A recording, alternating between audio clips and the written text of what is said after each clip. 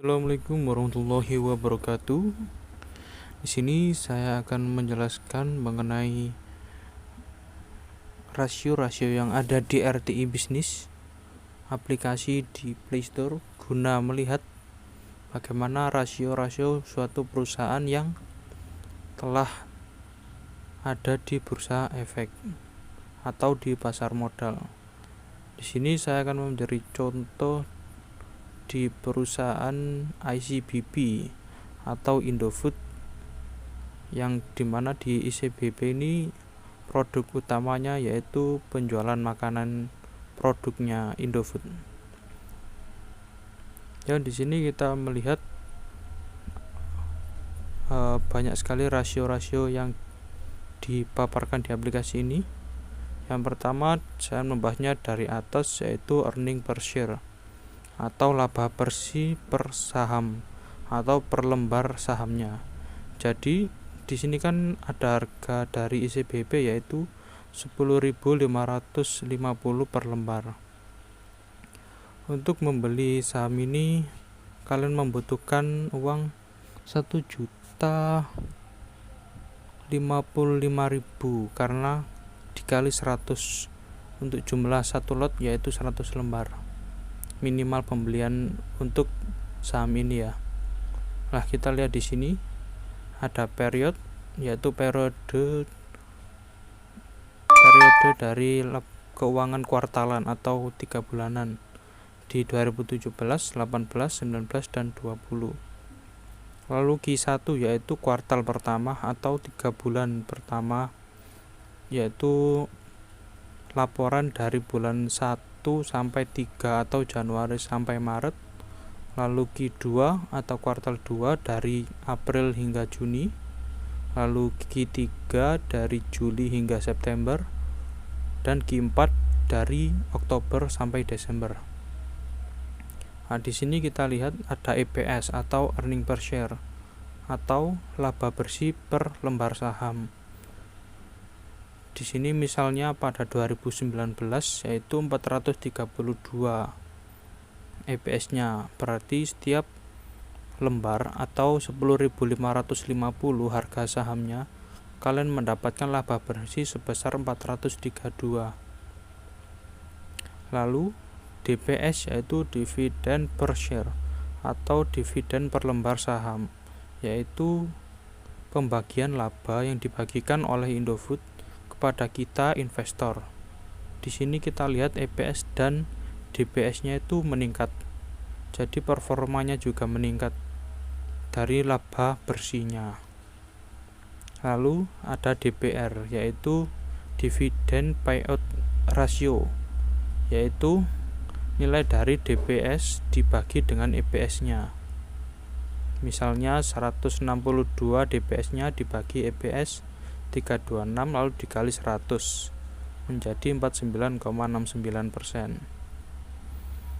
Nah, di sini yaitu laporan dari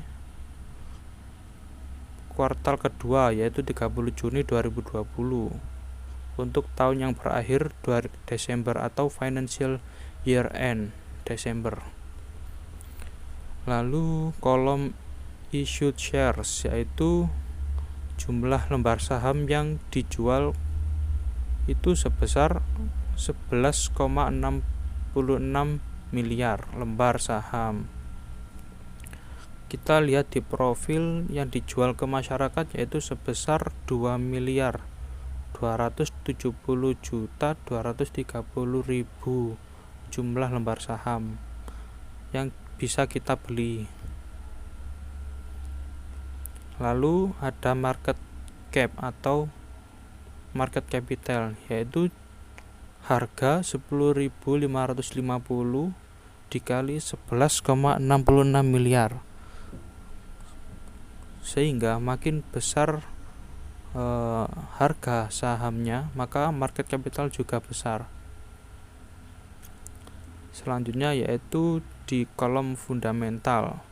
Di sini didapat pada kuartal kedua yaitu atau semester 1 di Januari sampai Maret, jumlah sales atau penjualan ICBP yaitu sebesar 23,05 triliun. Besar sekali kawan. Selanjutnya yaitu aset, yaitu harta yang dimiliki oleh ICBP yang didapat dari hutang dan kepemilikan modal atau ekuitas. Lah di sini aset diperoleh dari liability plus equity. Liability atau hutang yang terdiri dari hutang jangka panjang dan pendek ICBP sebesar 13,29 triliun.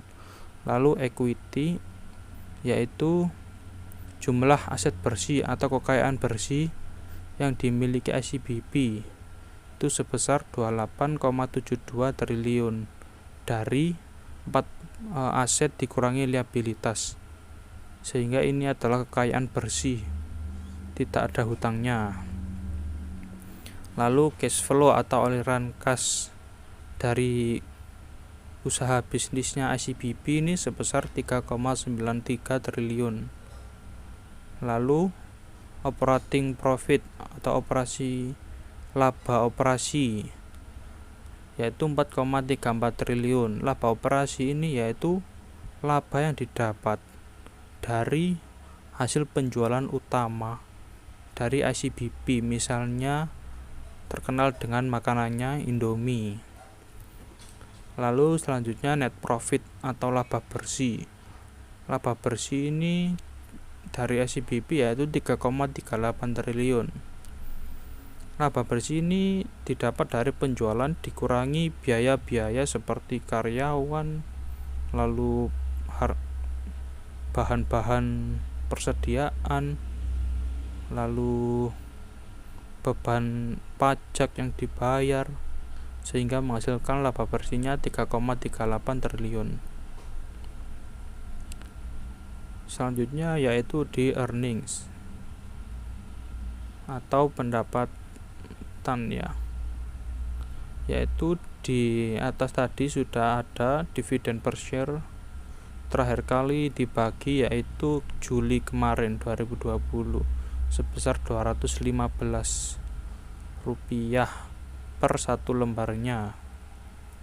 Lalu EPS ini ada tanda bintangnya yaitu diperkirakan 1 tahun. Tadi kan sampai Juni. 100 dilihat di periode ini 2020 170 ditambah 120 itu kan 290, lalu di 1 tahun kan, sehingga hasilnya 579 atau 580. Selanjutnya yaitu revenue per share atau pendapatan per saham. Jadi per lembar saham ini yang harganya 10.550, hasil penjualannya itu per lembarnya itu dari penjualan operasi sebesar 3.953. Selanjutnya yaitu book value per share.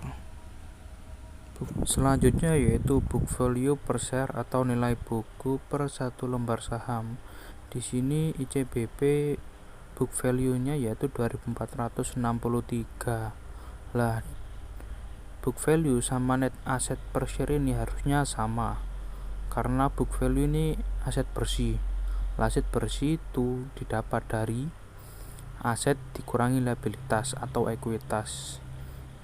Jadi diperoleh ekuitas 28,72 triliun dibagi saham yang dibagikan yaitu sebesar 11,66 miliar, menghasilkan nilai buku dari satu lembar itu sebesar 2.463 atau 2.587. Lalu selanjutnya yaitu cash flow per share dalam 1 tahun yang disetahunkan yaitu 675. Cash flow ini kan arus kas. Jadi arus kas yang diperoleh yang diperkirakan 1 tahun itu 675 per lembar sahamnya. Lalu cash equivalent per share atau kas dan setara kas yang dimiliki dalam 1 lembar sahamnya yaitu terdapat Rp766. Lanjut, yaitu devaluasi atau valuation, yaitu dividend yield sebesar 2,04%. Lah, 2,04% ini bisa didapat dari 215, yaitu di DPS-nya itu ya 215 dibagi dengan 10.550, lalu dikali 100. Nah, itu didapat 2,04%. Jadi semakin tinggi dividen yield, maka semakin besar dividen yang diperoleh. Selanjutnya yaitu PER, yaitu yang disetahunkan, yaitu harga perolehan dari laba bersihnya itu dari harga 10.550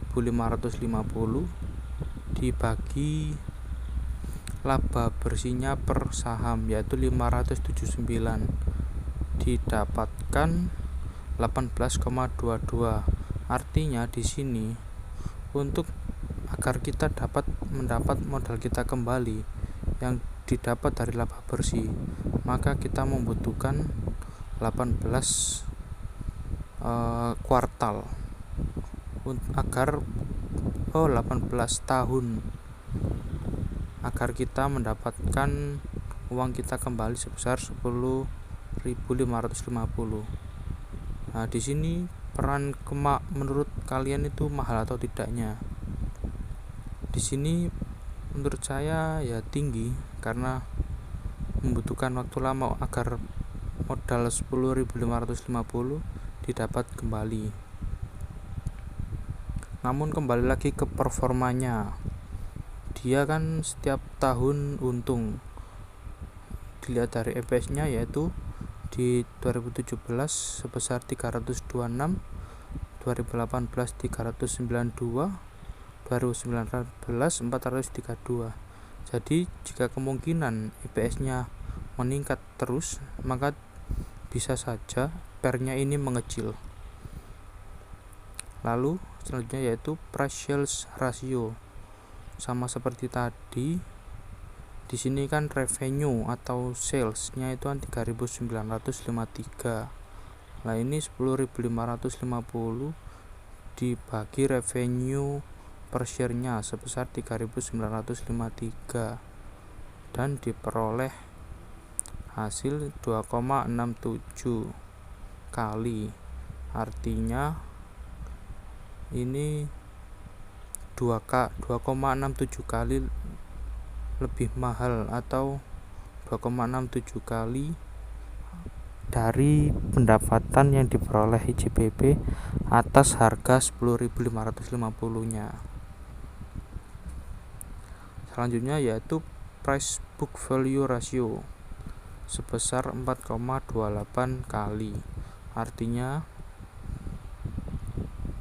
harga dari IJBB ini 4,28 kali atas book value per share-nya atau atas ekuitas yang dimiliki per lembar saham.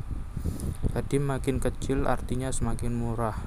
Misalnya PBV-nya 0,5, artinya dengan ekuitas atau book value per share sebesar 20.000, maka kalian bisa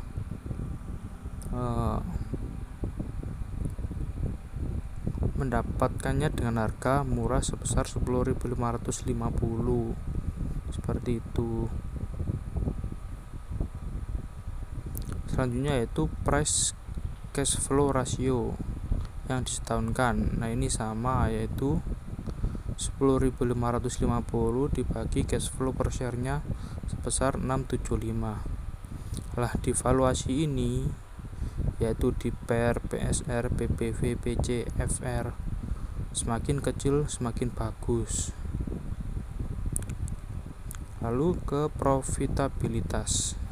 Ya, selanjutnya yaitu di dividend payout ratio. itu tadi sudah saya jelaskan, yaitu DPS dibagi EPS. Lalu gross profit margin, yaitu margin yang didapat atau laba kotornya dari ICBP, yaitu sebesar 36,15% dari sales atau penjualannya. Lalu selanjutnya operating profit margin atau OPM, bukan one punishment ya kawan, sebesar 18,83% dari operating profit 4,34 triliun dibagi sales 23,05 triliun. Lalu net profit margin atau NPM sebesar 14,65% juga didapat dari net profit 3,38 triliun dibagi 23,05 triliun dibagi salesnya dikali 100%. Nah, ini net profit jika semakin tinggi maka semakin efisien dia mendapatkan labanya. Misalnya harga dari Indomie 10.000. Nah, mereka mendapatkan laba sebesar 14,65%. Jadi laba bersih yang bisa dipegang dia itu sebesar Rp1.465.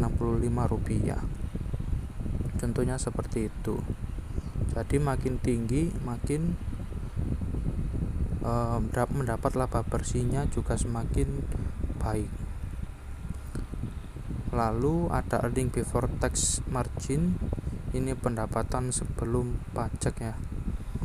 Lalu ROE atau return on equity, ROE nya ini sebesar 23,52%. Nah, ROE nya ini didapat dari EPS yang 1 tahun yang 579 di tahun 2020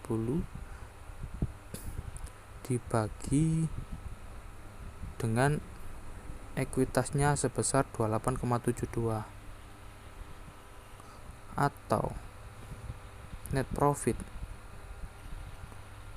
dibagi dengan ekuitas yaitu sebesar 23,52%.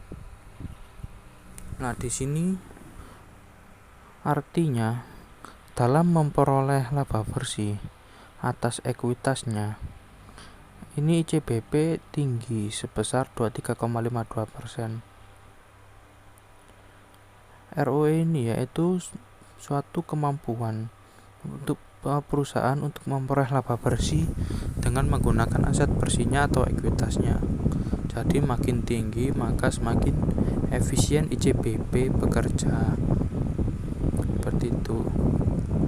Lalu ROA atau return on asset sebesar 15,54%. Seperti tadi, net profit dibagi aset dikali 100%. Semakin tinggi juga lebih baik karena dia bisa memanfaatkan asetnya, di mana asetnya itu kan terdiri dari ekuitas dan hutang. Jadi jika ROA-nya tinggi maka dia bisa memanfaatkan dengan baik ekuitas dan hutang yang dimilikinya.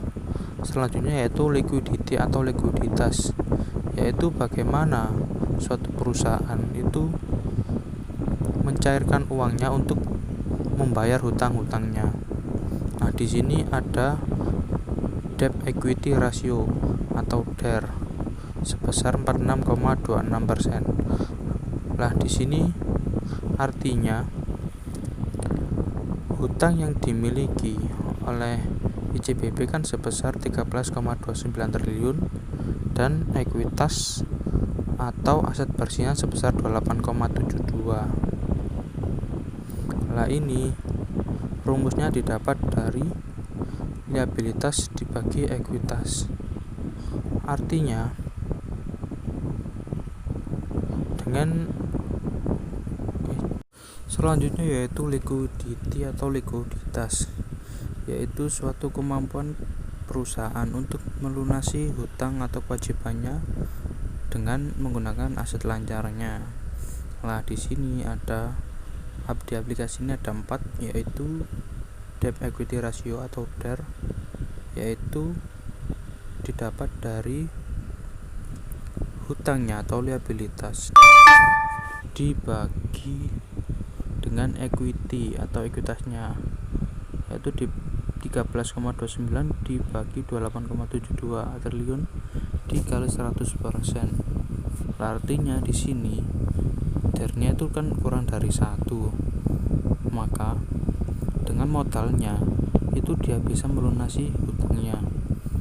Jadi semakin kecil semakin aman perusahaan tersebut untuk mampu membayar kewajiban hutangnya. Selanjutnya yaitu cash ratio, yaitu bagaimana perusahaan itu melunasi hutang jangka pendeknya menggunakan kas atau uangnya yang dipegang. Nah, di sini didapatkan itu kas dibagi dengan hutang jangka pendeknya. Hutang jangka pendek ini kurang dari 3 bulan biasanya. Di sini didapat 120,48%. Artinya dengan kas di tangannya dia bisa membayar hutangnya. Selanjutnya yaitu quick ratio atau QR sebesar 234,2%. Quick ratio atau rasio lancarnya ini hampir sama dengan current ratio atau CRR, cuma bedanya di jangka waktu pembayaran hutangnya. Nah, di quick ratio ini pembayarannya bisa menggunakan kas dan aset lancar seperti yang mudah diuangkan seperti surat berharga. Ya, sekian penjelasan dari saya. Yang lebihnya mohon maaf. Jika ada pertanyaan silakan ditulis di komen. Assalamualaikum warahmatullahi wabarakatuh.